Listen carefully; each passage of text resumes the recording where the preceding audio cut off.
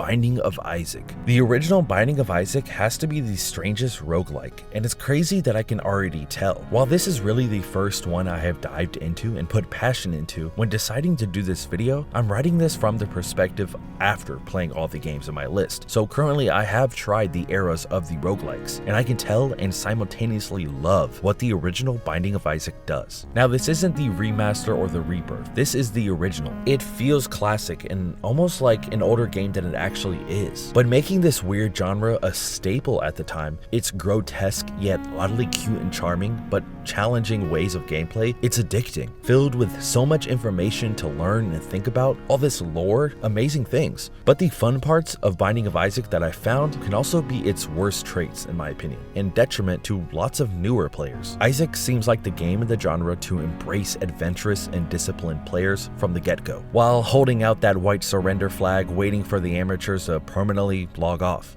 Binding of Isaac is a RNG dungeon crawling roguelike shooter, similar to what the original Zelda felt like, if only it was dungeons and you had no idea what happened next. Where each door takes you, it's exciting. Each run in every single door really does keep you on your toes. Playing Isaac for the first couple hours felt so foreign to me. Obviously, I have no clue about any of the items, books, enemies, or the levels. It was fun though, but slightly overwhelming to a completely new and really casual player like myself. The first 3 to 5 hours were this constant confusion, all these unexplainable deaths and accidents, and just this overall shock factor. What does this item do? Or, wow, I didn't know this would blow up. Or, huh, I just walked into a room full of 10 enemies with no knowledge of how to beat them and run over. But as I progress and play more, I start to realize my progression is never on paper necessarily like I'm used to, but in my muscle memory, which is a new world for me to solely play a game like this. Almost happening to me, I can see new players dropping this after an hour or so, but pushing through this